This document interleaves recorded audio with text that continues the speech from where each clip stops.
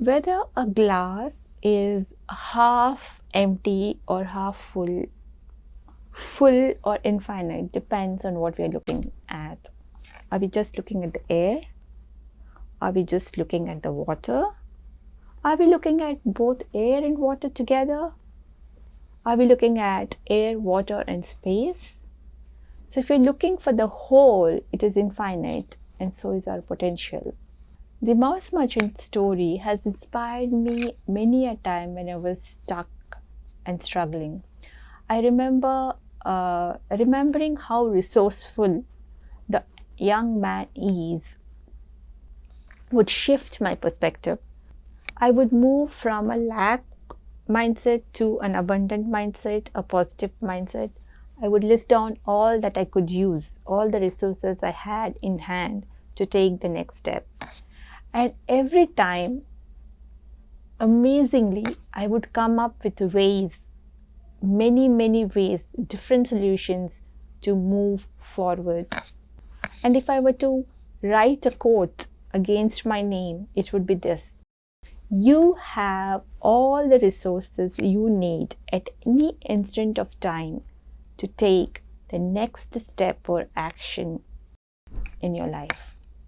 So I think we have seen a lot of activities and experiences surrounding that and reflections around that. So to sum it all up in one sense, I think what we are heading towards is an abundance mindset and a positivity mindset.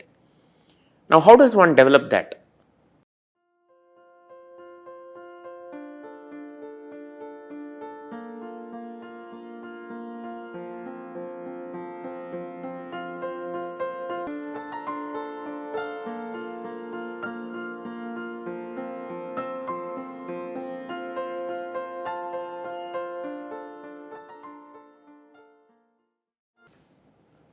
Well, there are a couple of cues that one can look into. Be open and curious to everything that happens around you in life. That is the path for growth. Whatever be the kind of experience, good or bad, just be curious and see what we can learn from it.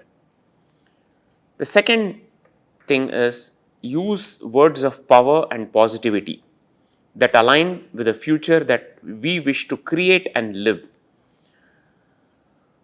Now, things may be good, things may be bad, but what we need to focus on is what we want and not focus on what happened, what should have happened, and things like that are immaterial. We need to maintain a constant focus on what we want to have. We all want to have a healthy, happy, joyous, fulfilling life. Be productive, be creative, be helpful. So these are the words and probably related words that each one of us would like to have. So let's keep using them and keep visualizing them. And what we dream, what we aspire, what we wish, and what we think will manifest into reality. So we need to put that conscious effort into choosing the words and imagining wisely. The third thing is about practicing gratitude and preferably journal it.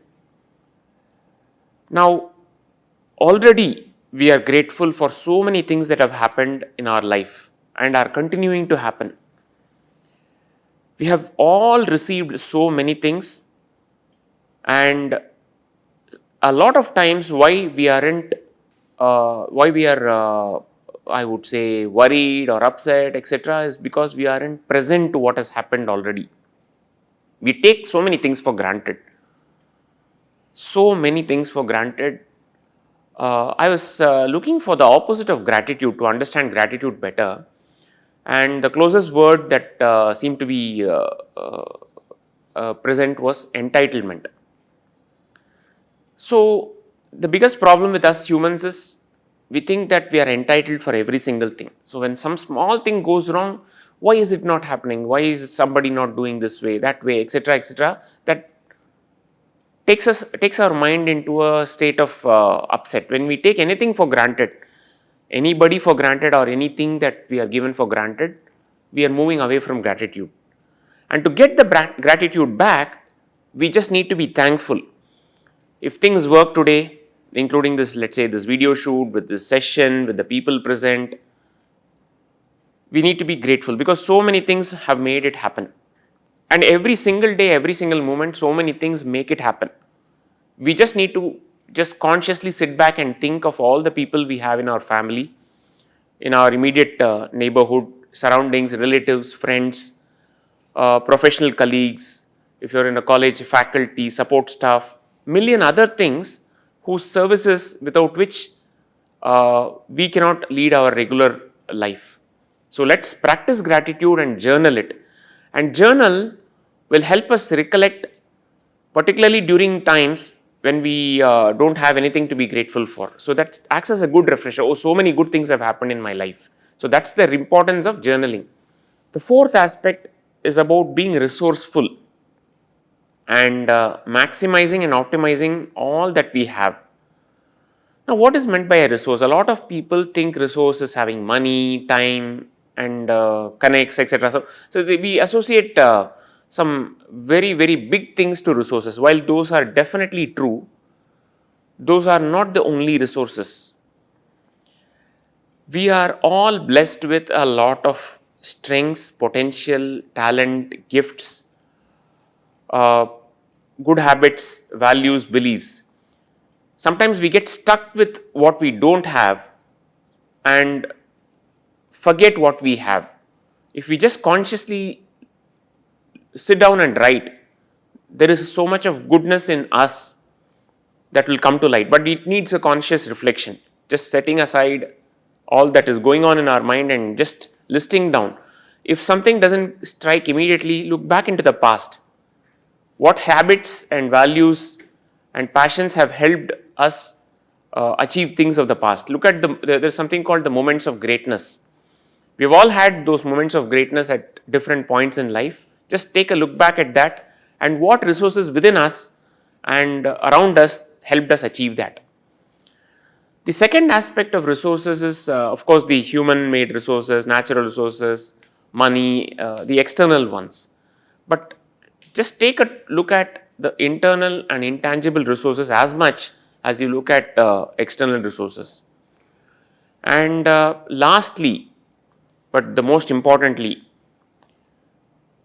it's all about giving.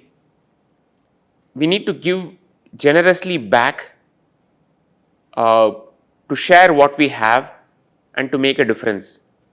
One of the things that has crept into our society for various reasons is what is in it for me, right? I mean, many transactions seem to be if I do this, what will I get? Why should I spend my time when I don't get anything back? Life doesn't work that way. If we just consciously sit back and think, there have been so many people in our families, in our friend set, who are teachers, or well-wishers, who have spent those time, they haven't gotten anything back from us. And sometimes we cannot even repay what they did for us. And if we want to repay them, one way of paying is paying it forward. But even otherwise, let us say the institutions we have gotten into, the good schooling we have had, the good colleges we have got into, right? While we might be very taking it for granted that it is our efforts that have gotten, honestly, there is so much more. It is possible that we might not have gotten in despite our best individual efforts. And there are so many others who are not as privileged as us and who might have done the same amount of efforts but might not have gotten the opportunities and might not have had the resources. But we know that in a level playing field, they could have also be as good as us. So one way to think is, what can we give back? And the other lesson I learned, somewhere I read a quote saying that one way to get out of this, what is in it for me from this particular person or this particular transaction is, just consider a universe, right? Universe gives us in various different ways. It has to reach us through a particular resource in the form of a particular person. But we need not be necessarily repaying the person, because that person may not want anything from us. But you replenish to the universe, to somebody who needs, where your services, where your skills could be of use. So you take from the universe in some form and you give back to the universe in another form. It need not be one is to one, but at a global level it compensates. Now, how does it help abundances? You have something to give. Rather than going into the state of I don't have anything, going into the lack, by giving, we are present and we get reminded ourselves that we also have something to contribute, and helps us remind ourselves of the abundance. Very well put, Kartik.